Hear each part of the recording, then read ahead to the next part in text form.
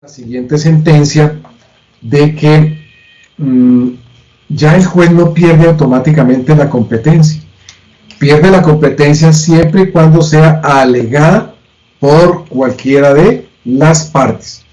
De tal manera que vamos a tener en cuenta y precisión sobre las siguientes sentencias. Son dos que tienen relación estrecha con esta. La sentencia C443 del año 2019 y la sentencia C448 del año 2019. La norma decía que perderá automáticamente la competencia. Si bien es cierto, no la declaró inexequible, la declaró condicionada. ¿Las puedo volver a repetir? 443 y 488 del año 2019. 443 y 488, rectifico, del año 2019. Ambas son del año 2019. Y entonces, ya no se pierde automáticamente la competencia. Y eso obedeció a una serie de discusiones de carácter doctrinario que no vale la pena en este momento mencionar. Lo que quiere decir que hoy sí se perderá la competencia, pero no de manera automática. Quiere decir que tiene que ser alegada. Tiene que ser alegada para que el juez se separe del conocimiento de ese proceso, y como lo reza allí la continuación de la norma, le informará al Consejo Superior de la Judicatura de que ha perdido la competencia porque fue alegada, y le remitirá el expediente al juez que siga en turno o al magistrado que le corresponda, quien abocará el conocimiento y tendrá que tomar una decisión en un término no mayor a 6 meses. El envío del expediente se hará sin necesidad de reparto y sin que intervengan las oficinas judiciales. Igualmente tendrá, quien reciba el expediente tendrá que informarle a la sala administrativa del Consejo Superior de la Judicatura el momento, la fecha en que recepciona el expediente, así como también la fecha o momento en que profiere la segunda instancia por pérdida de la competencia, o bien del juez de única o bien del juez de primera instancia, o también del juez de segunda instancia como tal. En esos eventos igualmente se ha previsto que cuando se pierda la competencia y no hay en el mismo circuito un juez de la misma categoría y especialidad, la sala de gobierno del Tribunal Superior del Distrito Judicial definirá a quién se le reenvía finalmente el expediente. Y de otro lado, el artículo 121, como ustedes lo leyeron allí, señala que todas las actuaciones que se surtan con posterioridad a la pérdida de la competencia de un juez tienen nulidad de pleno derecho. Nulidad de pleno derecho. Esa expresión pleno derecho fue declarada inexequible, porque esa nulidad tiene que ser alegada y tiene que ser declarada, lo que quiere decir que si el juez pierde la competencia, nadie la alegó, profirió sentencia y finalmente no se alegó, da a entender la sentencia que queda saneada, quedan saneadas las actuaciones. No obstante eso que acabo de mencionar y que reza en esas dos sentencias que cito y que repito, la 443 y la 448 del año 2019, ambas del año 2019, hay que tener en cuenta esta sentencia de la Corte Suprema de Justicia, la sentencia T. El número es el siguiente, que habla de, claro que esta sentencia es anterior, habla de, la número es la 213, la 213-50 del año 2017. La fecha exacta es diciembre 14 del año 2017, magistrado ponente Luis Alonso Rico Puerta, en el cual dice que cuando el juez profiere sentencia, cuando a pesar de eso había perdido la competencia, que no hay nulidad del proceso, lo que hay es nulidad de la sentencia. Sin embargo, estas otras dos sentencias son con posterioridad, casi 2 años posteriores, y en ese evento ya no hay nulidad de pleno derecho, porque finalmente esa expresión pleno derecho fue declarada inexequible, y quien considere conveniente que hay nulidad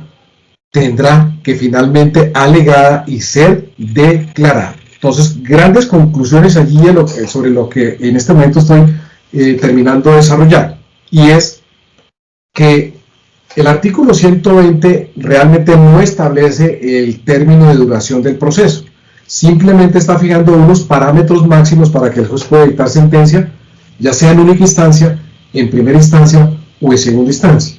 En única o primera, un término máximo de 12 meses contado a partir de la notificación del auto que emite la demanda, 6 meses más para segunda instancia si el proceso va a segunda instancia, contados a partir de la fecha de recepción del expediente en la Secretaría del Juzgado o en la del tribunal correspondiente, y en única,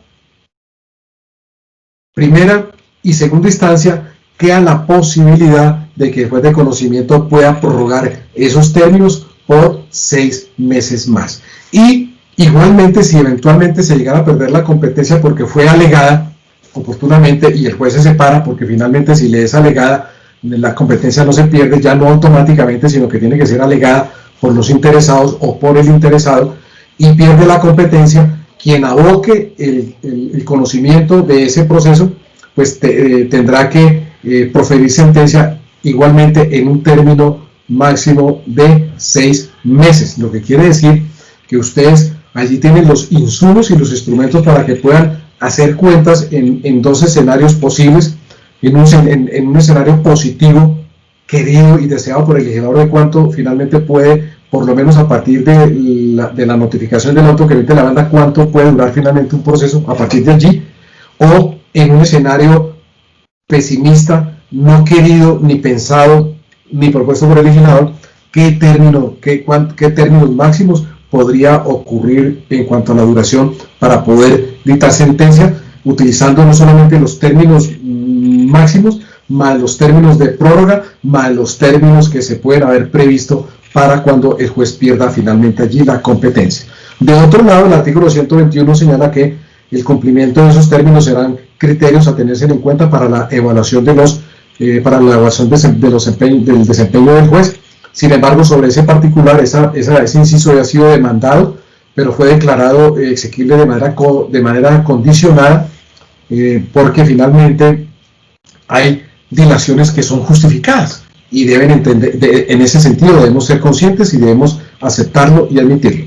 E igualmente, cuando las autoridades administrativas ejerzan funciones jurisdiccionales, tendrá que, como utilizan y en el ejercicio de esas funciones hacen uso de estos dispositivos procesales,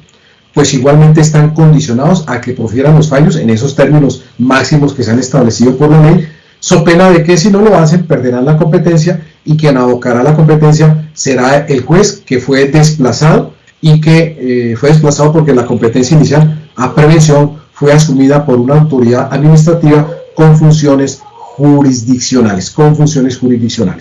De otro lado, es importante para culminar un poco el estudio que estoy planteando, y es la estructura del proceso verbal sumario de menor y mayor cuantía cuando el demandado propone excepciones previas, que lo había anunciado, pero lo voy a desarrollar a continuación. El trámite sería el siguiente, para que se concentren con lo que yo voy a decir. Igualmente, empezamos con la presentación de la demanda, viene a continuación el auto que admite la demanda, si es del caso la consumación y perfeccionamiento de cautelas, medidas cautelares allí, las propias de los procesos declarativos, aclaro, viene la notificación del auto que admite la demanda y el traslado de la demanda, traslado que es de 20 días, y el demandado puede proponer una serie de ejercicios de derechos, y en este caso el demandado propone únicamente excepciones previas. Eso está dentro de su arbitrio hacerlo. La oportunidad procesal para hacerlo pues es durante el traslado de la demanda, que son 20 días, deberá formularla a través de un escrito distinto y diferente, porque si eventualmente llegara a contestar también la demanda, como a veces usualmente ocurre, son dos escritos distintos, porque tienen efectos y consecuencias jurídico-procesales diversas. Pero bien, me voy a centrar en cuanto al tema de las excepciones previas, que están allí contempladas en el artículo 100 y en el artículo 101 del Código General del Proceso. Si el demandado propone excepciones previas, el legislador ha previsto que dependiendo del tipo de excepción previa, hay algunas que se pueden resolver sin practicar pruebas y habrá otras excepciones previas que para poderlas resolver sí hay que practicar pruebas. Sí hay que practicar pruebas. Y entonces, pues al vencimiento del traslado a los 20 días, pensemos que hipotéticamente el demandado solamente propuso excepciones previas, habrá que esperar que se venza el traslado de la demanda para empezar a surtir el trámite de las excepciones previas. Y a partir de allí habrá un traslado de las excepciones previas a la contraparte por 3 días, y cuando digo la contraparte es el demandante, para que en el traslado le ordenen que subsane los defectos de que pueda adolecer finalmente la demanda, y que es uno de los motivos por los cuales se puede plantear una excepción previa, o que aporte los documentos omitidos, es decir, que subsane los defectos formales y la omisión de documentos que fueron, digámosle, planteados por el demandado al formular las excepciones previas. Como prácticamente eso es de saneamiento, de arreglar, de confeccionar, de arreglar los defectos o de aportar documentos omitidos, el legislador ha permitido que no hay necesidad de decretar pruebas para poder resolver. Piensen hipotéticamente una de pleito pendiente, o no haberse acreditado la calidad con que se actúa, que es aportar documentos, o no haber acreditado la calidad o la persona, el representante legal de la persona jurídica, que es de aportar documentos finalmente. Y al vencimiento del traslado, pues ese asunto entrará al despacho para que el juez lo resuelva, y como no hay que decretar ni practicar pruebas, el juez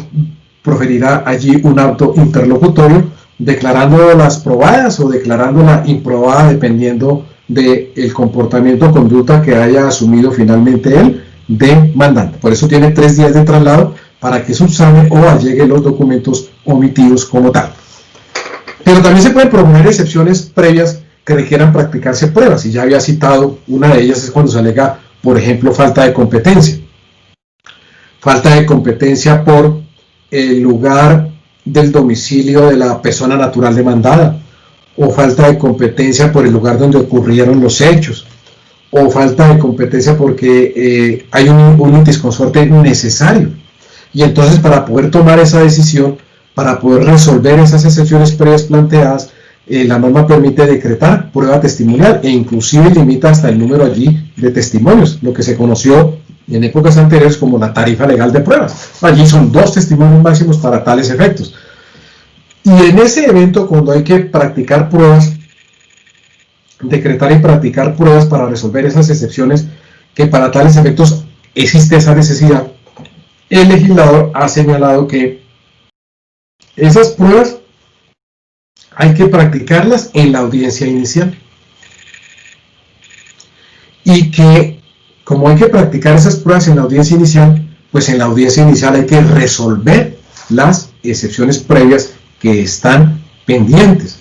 de tal manera que el juez, si llegara a plantear esa excepción de falta de competencia, pues tendrá que fijar fecha y hora para una audiencia inicial. Y en esa audiencia inicial, pues viene, si nos detenemos estrictamente a mirar allí, pues habrá que practicar las pruebas, pues habrá que convocar inicialmente por la iniciación, la conciliación. Si no hay conciliación, entonces practicar pruebas relacionadas con las excepciones previas, y quiero hacer énfasis porque no es la práctica de pruebas del proceso en sí, sino en relación con las excepciones previas, y allí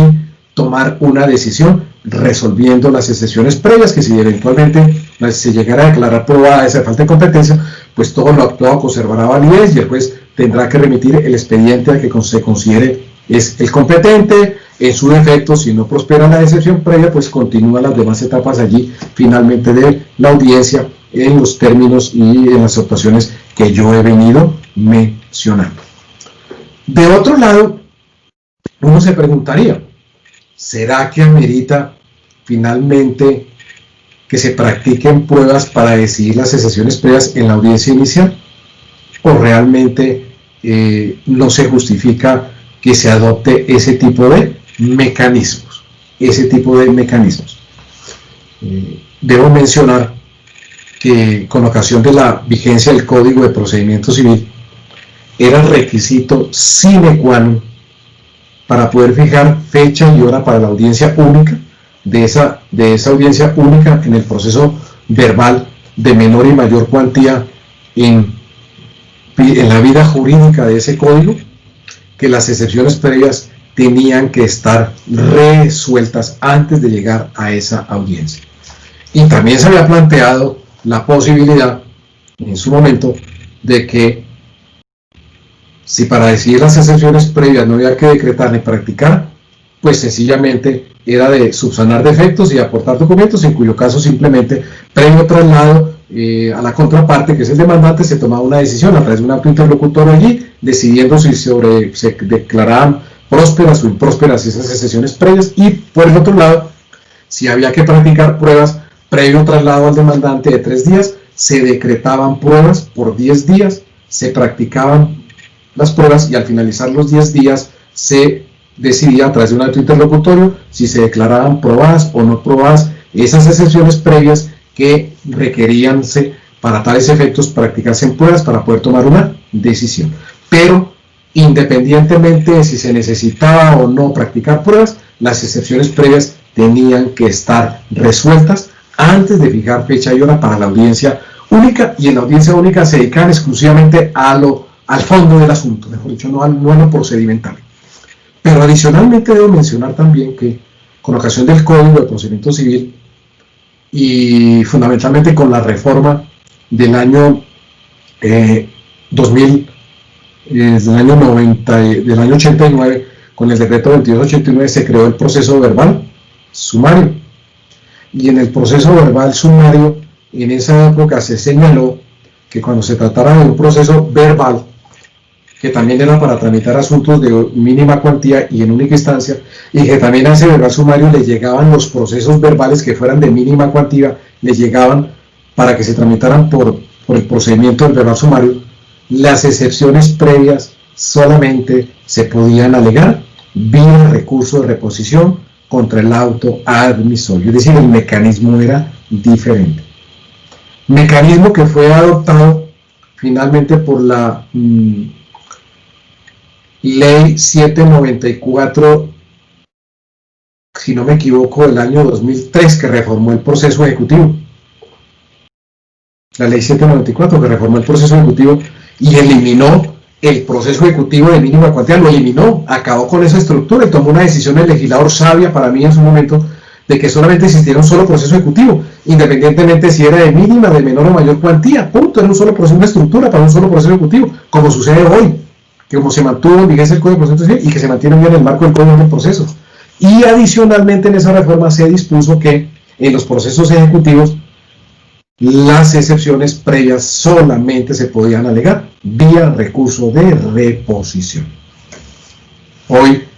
en el marco del Código General del Proceso, se cambió el diseño, creo a mi modo que se fue al diseño original del Código de Procedimiento Civil antes de la reforma del 89, que decidió que las excepciones previas habían 2 momentos procesales para ser resueltas, unas por fuera de la audiencia y ahora otras en la audiencia inicial. Y como lo veremos más adelante en materia con el proceso verbal,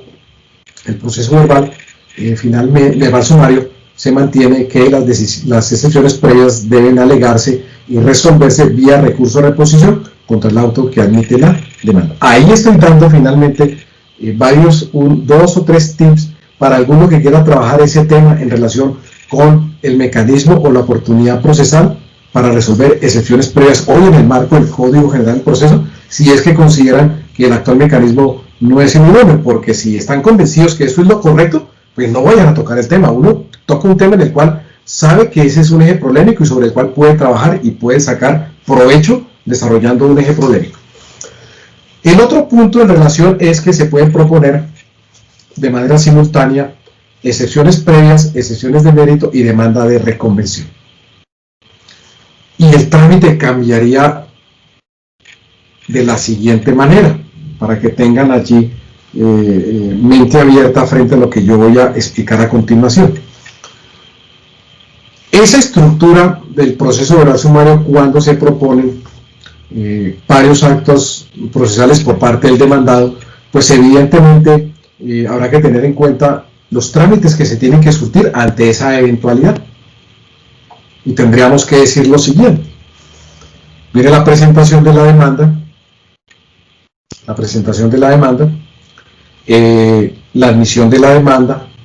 consumación de medidas cautelares, perfeccionamiento, notificación de la demanda, traslado de la demanda a 20 días, y durante el traslado de la demanda el demandado propone o hace ejercicio de 3 actos procesales distintos, con efectos y consecuencias distintos. Propone excepciones previas, propone excepciones de mérito y propone demanda de reconvención. Desde el punto de vista formal, son 3 escritos totalmente diferentes. Ustedes allá no pueden numerar o poner 1, 2 y 3, porque uno no puede a través de un solo escrito pensar que va a ejercer todos los otros procesales, revolverlos, combinarlos. No se puede, por favor. Excepciones previas, un escrito; excepciones de mérito, contestación de demanda, otro escrito; y demanda de reconvención, otro escrito. Son 3 escritos porque tienen efectos y consecuencias jurídico-procesales distintas y tienen trámites diferentes. Pues bien, ¿qué hay que hacer frente a esta gran posibilidad que se puede presentar? Y que, como lo saben, y sé que todos leyeron esas normas, que los invité a que lo leyeran el día de ayer, eso es posible, pero que se presente perfectamente. Pues, ¿qué es lo primero que hay que hacer por parte del juez? Lo primero que tiene que hacer el juez es dedicarse a la demanda de reconvención. Y ya vamos a mirar la razón por qué. Y cuando digo que tiene que dedicarse primero a la demanda de reconvención, con la demanda de reconvención se ejerce el derecho de acción, no se ejerce el derecho de excepción, de contradicción.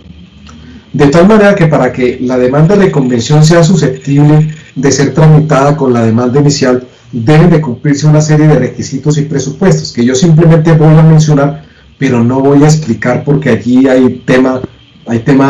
académico suficiente para seguir de largo. Pero voy a simplemente a citar los requisitos de cumplir para tales efectos. En primer lugar, que demandar en reconvención debe hacer uso de su derecho dentro del traslado de la demanda, lo que quiere decir que si se vence el traslado de la demanda, ya no puede hacer uso de ese derecho. Seguramente presentará la demanda de manera independiente y autónoma, y de pronto, si se dan las condiciones y requisitos, de pronto solicitar más adelante la acumulación de procesos. Debe presentarlo, repito, dentro del término de traslado de la demanda. 2. El juez debe ser competente también para conocer de la demanda de reconvención. Sin embargo, el legislador agrega allí una exigencia, o no una exigencia,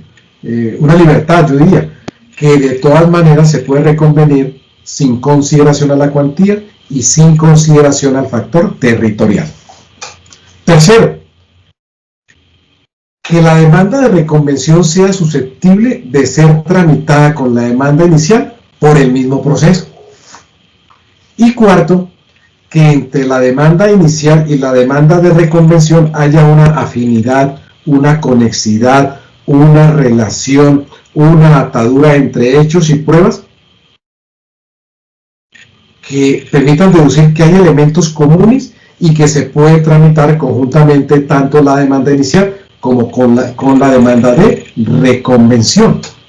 Es decir, hay elementos comunes en el sentido de que si se llegaran a presentar por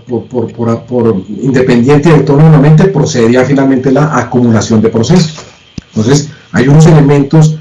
comunes en materia de hechos y en materia de pruebas. Si se cumplen con esos 4 requisitos o 4 presupuestos, la demanda de reconvención debe tramitarse conjuntamente con la demanda inicial.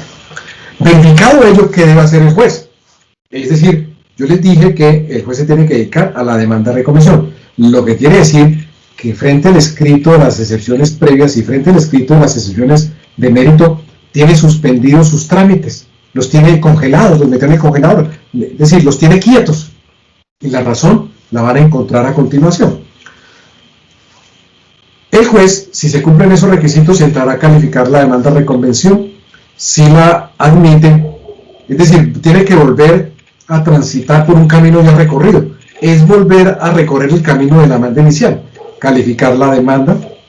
admitirla o inadmitirla, y si la admite, la notifica. Si la notifica, en este caso se notificará por estado y se le surte traslado a la contraparte, que es el demandante que en virtud de la demanda de reconvención se convierte en demandado y le da el traslado también de los 20 días. Y entonces, fíjense ustedes, si me permiten hacer un recorrido allí, en este diagrama mental que hago, tendríamos demanda, admisión de la demanda, notificación, traslado de la demanda inicial. Dentro del traslado previas, de mérito y reconvención, nos dedicamos a tramitar la demanda de reconvención, calificamos la demanda de reconvención, admitimos, proferimos el auto, viene la notificación y viene el traslado al reconvenido, que en este caso es el demandante que adquiere la calidad de demandado. El demandado en reconvención, que es el demandante, podrá a su vez proponer excepciones previas y proponer excepciones de mérito. Y empiezan ustedes ya a advertir por qué debe dedicarse en primer lugar a tramitar la demanda de reconvención. Porque es posible, no es obligatorio, que el reconvenido también proponga previas, pero también proponga excepciones de mérito. Y si ello llegara a ocurrir de esa manera, pues el legislador fue sabio porque dijo que íbamos a aplicar la celeridad del proceso, la economía procesal, y simplemente tramitamos conjuntamente las excepciones previas presentadas contra la demanda inicial y las excepciones previas presentadas contra la demanda de reconvención, y también tramitamos conjunta y simultáneamente las excepciones de mérito presentadas contra la demanda inicial y las excepciones de mérito presentadas contra la demanda de reconvención, en virtud y en desarrollo del principio de la economía procesal y de la celeridad del proceso. Pues me están escuchando decir que no necesariamente el reconvenido puede hacer uso de esos derechos, puede hacerlos, indiscutiblemente. Y si hace uso de esos derechos, lo que ha querido el legislador es que se tramiten cada cual por su cauce procesal, se tramiten de manera conjunta. Y si entonces, si miramos las demandas de reconvención, miramos las excepciones previas, estamos frente a dos escritos de excepciones previas. Habrá que esperar el vencimiento del traslado de la demanda de reconvención, y ahora sí, entonces, esos dos escritos de esas dos excepciones previas se surte un traslado conjunto y simultáneo a sus contrapartes para que subsanen o lleguen documentos. Y si llegara a suceder el caso de que para poder resolver alguna de esas excepciones previas presentadas inicialmente o presentadas con posterioridad en la demanda de reconvención haya necesidad de practicar pruebas, pues habrá que fijar fecha y hora para la audiencia inicial y resolverlas allá. Fíjense ustedes que allí se vuelve un poco más complejo el tema, porque habrá que tener en cuenta las excepciones previas contra la demanda inicial y las excepciones previas formuladas contra la demanda de reconvención. Pero adicionalmente tenemos otros dos escritos que los tenemos allí quietos, trancados, digámoslo así, si me permiten la expresión, que son los dos escritos de las excepciones de mérito. Y si estamos en presencia de dos escritos de las excepciones de mérito, recuerden que para las excepciones de mérito se ha previsto el legislador un traslado de solicitud de pruebas adicionales de 5 días. Pues se aprovecha un solo traslado para que ambas partes utilicen ese mismo término de 5 días para que ellos mutuo propio y recíprocamente cada uno, si a bien lo tienen, pidan y soliciten pruebas en relación con esas excepciones de mérito que inicialmente propuso el demandado para la demanda inicial y que con posterioridad el demandado de reconvención propuso en relación con la demanda o con la pretensión de la demanda de reconvención. Y allí se surtirá finalmente un traslado conjunto y simultáneo, y ustedes observarán allí cómo se materializa la celeridad del proceso y la economía procesal. Seguramente alguno de ustedes estará pensando y dirá, bueno, pero si el reconvenido no propone ni excepciones previas ni excepciones de mérito, claro que eso está dentro de su arbitrio, pensemos, no las propuso, borrémoslas, tachémoslas. Pues recuerden que están paralizados dos trámites, el de las excepciones previas iniciales y las excepciones de mérito iniciales. Pues habrá que ya surtirlas. Y entonces, ¿cómo se surtirán? Bueno, esperamos entonces allí que se termine el traslado de la demanda de reconvención y surtiremos, ahora sí, reanudaremos los trámites que están, digámoslo así, suspendidos, que están trancados. Traslado de 3 días para resolver excepciones previas que no requieran práctica de pruebas, o si requieren práctica de pruebas, se practicarán en la audiencia inicial y se resolverán en la audiencia inicial. Y como está también suspendido un traslado adicional de solicitud de pruebas en relación con las excepciones de mérito, pues se surte ese traslado finalmente, Surtidos esos traslados, viene entonces audiencia inicial y con posterior vendrá la audiencia de instrucción y fallo, salvo que el juez tome y adopte una decisión de hacer una única audiencia en el cual combina o fusiona los contenidos, las actuaciones del 372 y las actuaciones del 373, si lo advierte y lo hace de manera temprana y lo considera conveniente, le anuncia a las partes en el auto que fija fecha para esa audiencia única, que va a ser una audiencia única y decreta finalmente pruebas allí. O también, que lo he venido colocando en duda, cuando en desarrollo de la audiencia inicial toma finalmente la decisión de convertir y transformar esa audiencia inicial en una, fusionándola con la en una sola audiencia y resolviendo allí, si se dan esas condiciones y esos presupuestos, es que se puedan practicar pruebas y que las dos partes se encuentren presentes allí, como se deduce del numeral séptimo, inciso tercero del artículo 372 del Código General del Proceso. Entonces, miremoslo allí, apreciados colegas, que igualmente pueden presentarse otra serie de situaciones o hipótesis que yo no voy a desarrollar, porque mi propósito en este momento no es terminarlos de confundir, sino que por lo menos les quede precisión en esto que es como